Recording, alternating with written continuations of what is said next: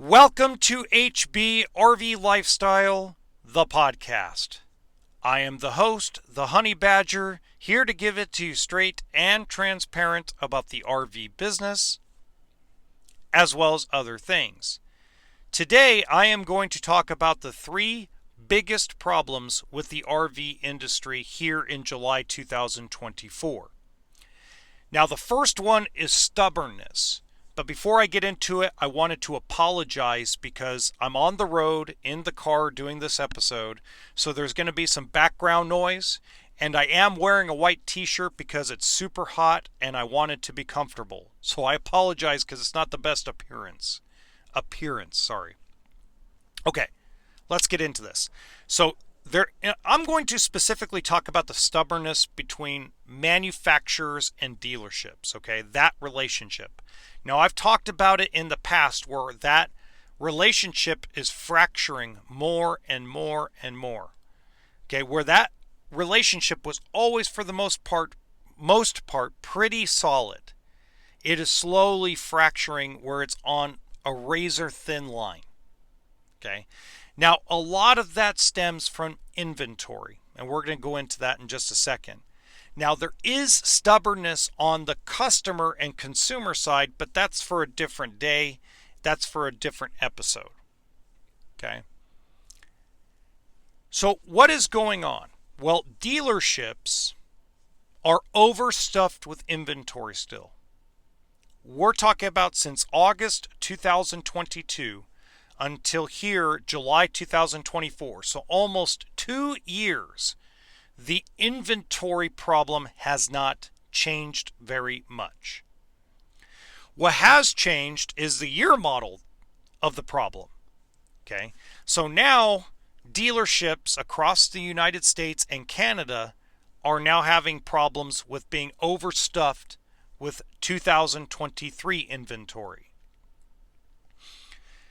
Now they have to realize they are half responsible for this. They are. Dealerships are half responsible for this. The dealerships could have said no. They could have given the manufacturers, all the manufacturers, the middle finger and said, guess what? No dealership in the United States or Canada is going to order one piece of inventory until we get the inventory on our lots right. They could have all done it. Every dealer from mom and pop all the way up to the Walmart, which is Camping World, everybody could have said, no way, Jose, for 1 year we are not ordering anything. You can post whatever you want on social media about how you're going to be the new, your stuff's all going to change. I don't care. You guys overstuffed us. You're not really helping, so we're not going to order. We're not going to help you until you help us. But again, you are 50% responsible because you kept taking the inventory. You could have said no. As a collective unit, all of you could have said no. See, that's the power that dealerships don't understand that they have. It really is. The dealership level, they could all get together on one conference call and say, we're not going to order one 2025 until we all clear out a lot of our inventory. Well, guess what? That forces the manufacturers to go, wait a second, we're not building anything anymore because nobody's ordering. What do? I guess we better help them get the inventory off their lot and stop being stubborn about how much money we're going to participate with. I've talked about this several times about comparing to the auto industry and my Hyundai Santa Fe. You know, you can check previous episodes to get more information on that. But on the manufacturer side, the stubbornness is all about money. Okay? A stuffed dealer is a loyal dealer. That's the saying at the factory level. A stuffed dealer is a loyal dealer. No, a stuffed dealer is going out of business. That's a fact, Jack. A stuffed dealer right now in this market will go out of business. Why? Not because people aren't buying. People are still buying in 120-degree weather. New and used. The market is pretty steady. It's leveled out. It's not kind of the roller coaster it's been. It's just kind of leveled out. It is what it is. It's not great. It's not good. It's not horrible. It's somewhere in between. To me, it feels like a normal presidential election year. Seriously, that's how it feels. I've been at this for a long time, and it feels like, another presidential election coming up. Around August, September, everybody's going to glue their eyes to the TV. Oh my God, democracy's over if Trump wins. Oh my God, the economy's going to crash. The dollar's going to be worth nothing if Joe Biden gets elected. I mean, that's all we're going to hear and be in front of the boob tube listening to. Now, that's obviously an exaggeration, but let's be real. Be honest with yourself. How often are you checking, if you're a Democrat, how often are you checking MSNBC or CNN to see what's going on with Trump? If you're a Republican, how many times are you watching Newsmax or Fox News or one of those places? How often are you checking Ben Shapiro to see if something happened to Joe Biden? Internally, you're going to go, oh, I don't do that. But then if you sat back and thought about it, you're like, yeah, shoot, I'm kind of a slave to the media right now because of the election, right? The second biggest problem that the industry is facing is that, in combination with stubbornness, is folks don't understand the used market. The customer and the dealerships do not understand the used RV market at all. Okay? And here's what I mean by that. So, first off, there was already the big correction. Okay, March of this year, March of 2024 was the big correction. Okay, I mean, I watched, and you can see this in previous episodes, I watched personally several trade-ins I had at the old lot, at the old dealership I worked at, my former employer, drop 30% overnight. I mean, it just went. Trade-ins I took in right, I was now buried in. Like horribly buried. Now, I know how to get out of them when I get myself buried into them, but that was a first for me. I had not experienced that yet. Because I didn't get in 08. I got into the industry around 2009, 2010. Now, I wasn't full-time in the industry. I didn't get full-time into the industry until like 2011, 2012. But you got to think about this for a second. Even though the market already had a correction, it flatlined after that. Okay? Now, it's gone down little by little on a normal schedule. But there are customers out there that still think that their stuff is worth what they paid during COVID. And then there's buyers that think the opposite, that it's worth half of what the bank values it at. So what I mean by that is, let's say the wholesale book, let's say what the bank considers the trade-in value to be is $50,000 on this motorhome. Okay, that's the lending value. Okay, the customer that owns it thinks it's worth 90 grand, and the customer that wants to buy it for 25,000. So there's this disconnect on how the used RV market really works. In fact, it inspired me to do a video on the main channel, which I'm going to release in 2 weeks, talking about how the used RV market really works. So the reality is dealerships are going to buy product back of lending value. Okay? most of the time, the reason why you're going to buy it back of lending value is for cash flow purposes. Oh, they're trying to rip me off. No, they're not trying to rip you off. They're trying to stay in business. Okay? Money does not grow on trees. They can't just simply go to the money tree in the back and pick a bunch of money to pay for your unit, even if it's a trade-in. Okay? So here's how what people don't understand. So let's say you go trade in a travel trailer on a $60,000 fifth wheel. Okay, let's say they owe the bank 55 grand because that's the loan amount that they took out to have that new fifth wheel on their lot. Let's say they're going to pay 30 grand for your trade-in. That means they're only collecting $30,000 to pay off a $55,000 loan. So the reason why you take a trade-in back of lending value, back of wholesale, or lower than lending, lower than wholesale, is because if you can't sell it within, let's say, 120 days, you can send it to the auction and more than likely recover a lot of your money. This is why dealerships do not pay over lending. They don't pay more than what the bank will lend on the unit. They won't pay more than the trade-in value or the wholesale book. It's not to rip you off. It's because of cash flow. Okay? Now, when a customer, the advantage for most folks, and this is where the used RV market needs to be understood better.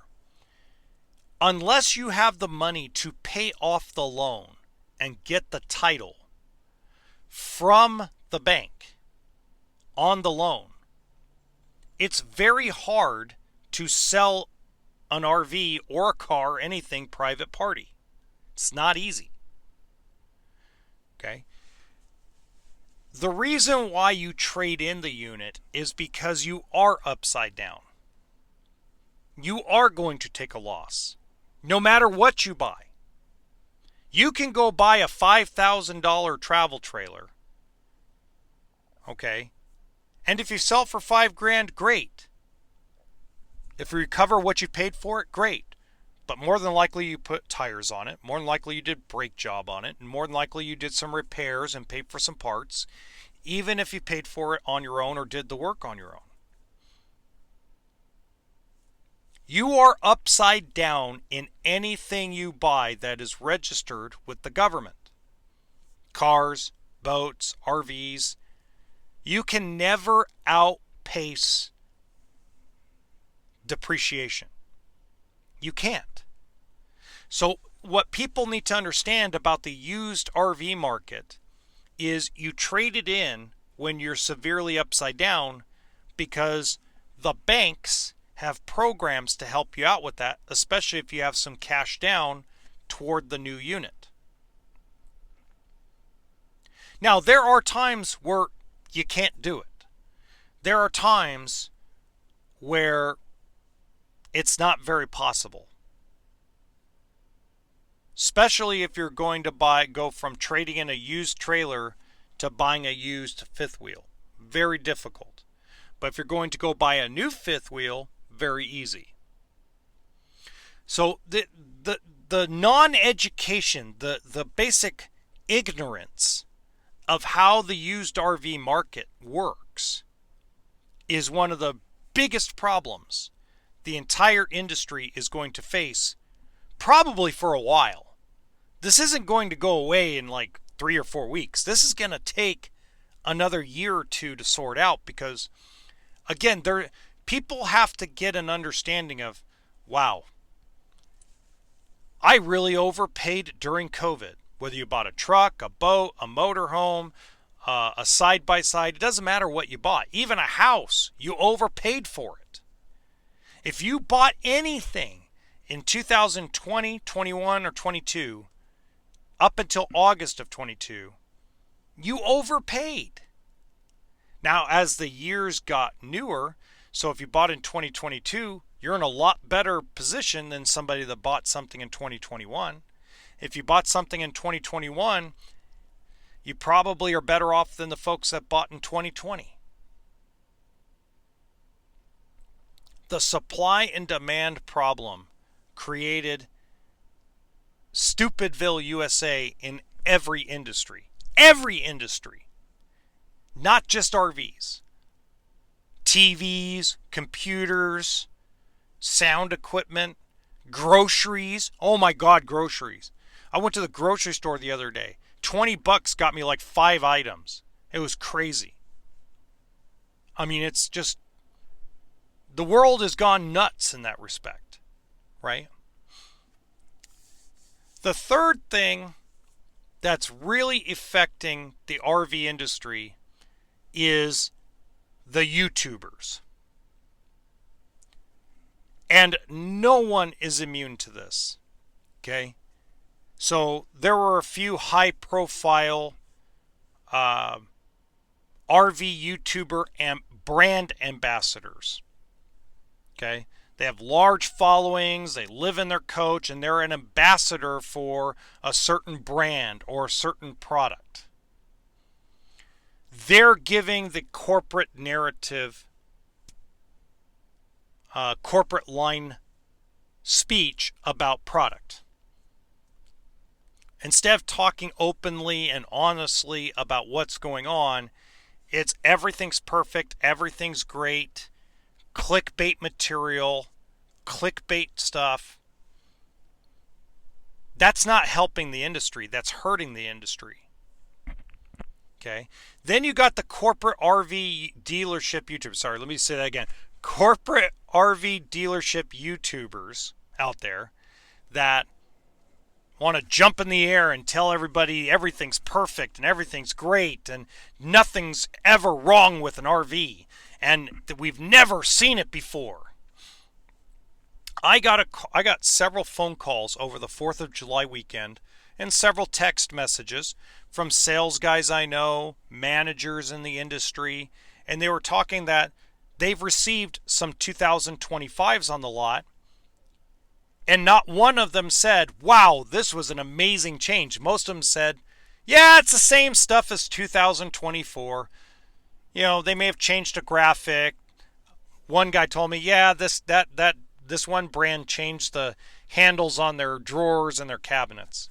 That's it. I go, really? And I go, oh, yeah.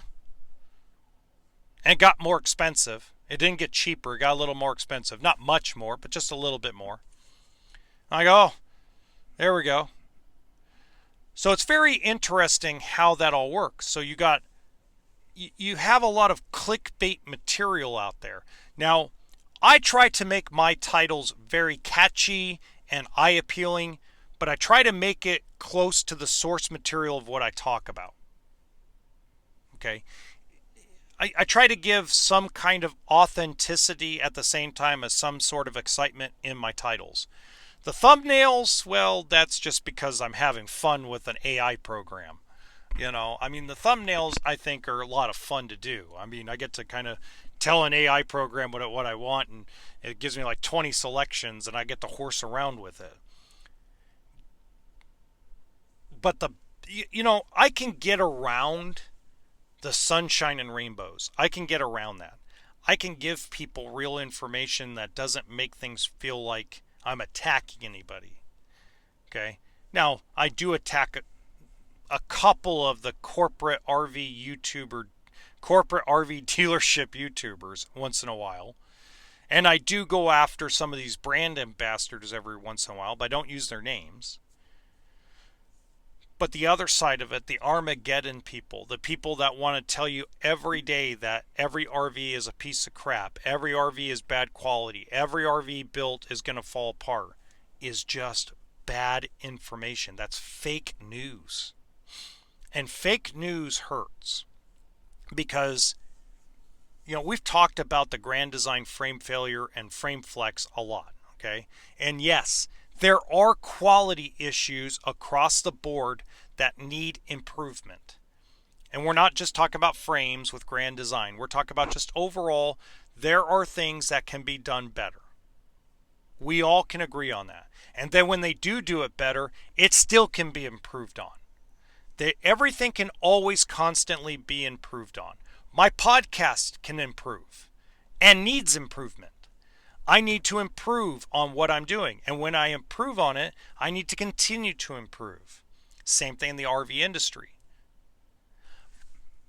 But it's complete horse manure and horse crap that every RV is a pile of crap. That is the worst statements that get made here on YouTube, on social media. And to those that have had major problems, and there's a lot of you that have reached out to me with major Grand Design problems mainly, but even with other brands, even with guys that own Alliances and Montanas and Forest River product, I'll even say the same thing about Grand Design, okay? Even though I'm not the biggest fan, I'll even say this about Grand Design. Not every single Grand Design fifth wheel that goes through the factory floor has frame failure. Not every single Rockwood or Flagstaff travel trailer has XYZ problem.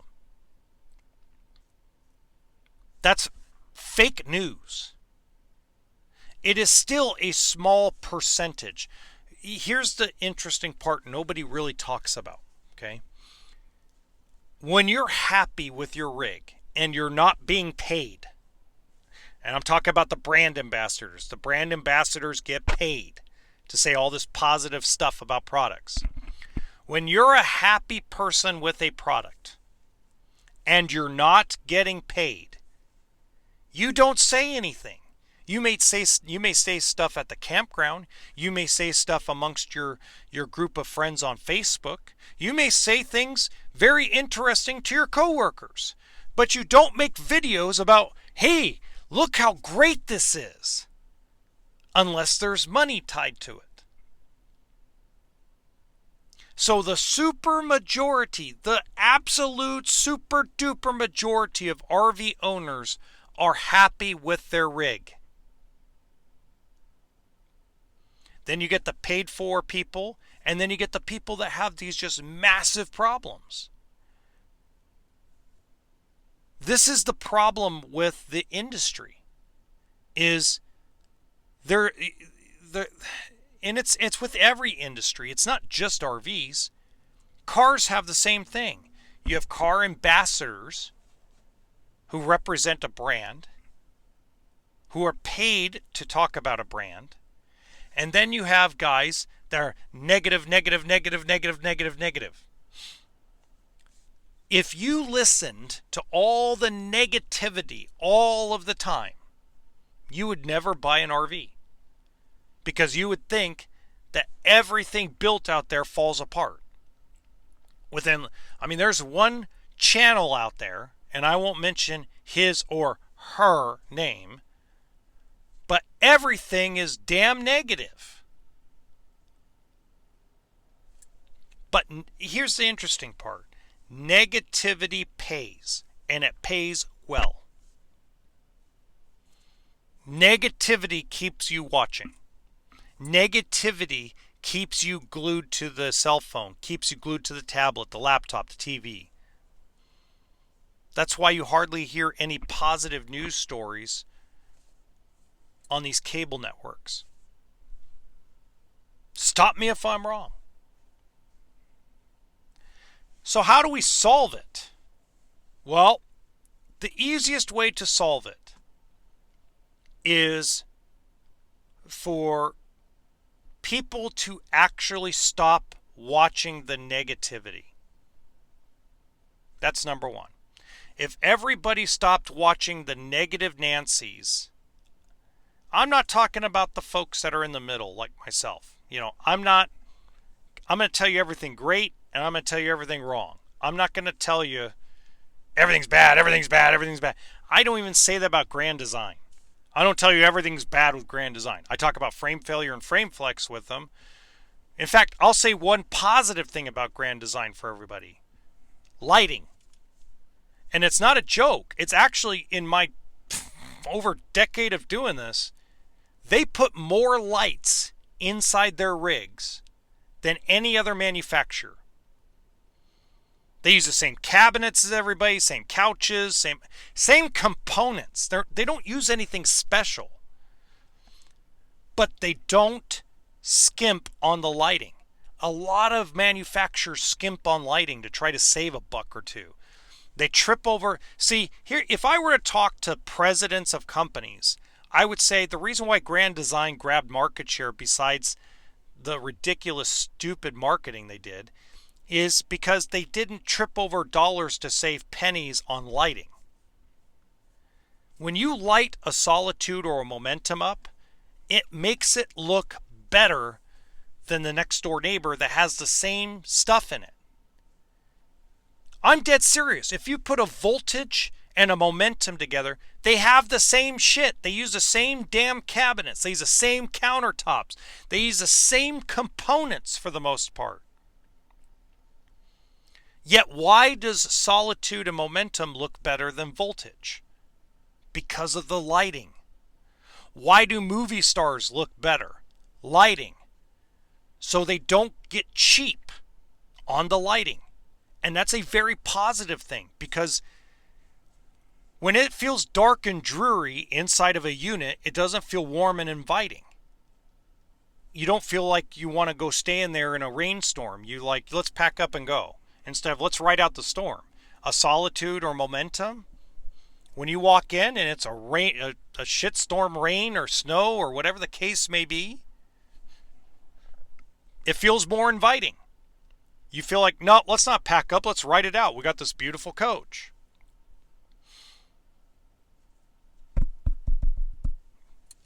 They don't do anything special except for that. And that's wonderful. Okay? But nobody wants to talk about those things. It's either everything is perfect or everything's a pile of crap. So we just need to get the people that think that's a pile of crap. We need to stop watching them. We also need to stop watching the sunshine and rainbows people for a while. Because you know what happens when people lose viewership, when people lose subscribers? They panic and start trying to create a defense mechanism first. And then the second thing they do is they change their content to match what's going on, what works. People want transparency. That's what they want. Customers want transparency. They want to know what they're getting themselves into, because it lowers stress. I'm telling you. So there's a fan of both the main channel and the podcast that bought a brand new Momentum, followed everything I talked about: frame flex, frame failure, other manufacturers, the good, the bad, the ugly, followed everything I did and still bought a Momentum. But they know what they're getting into.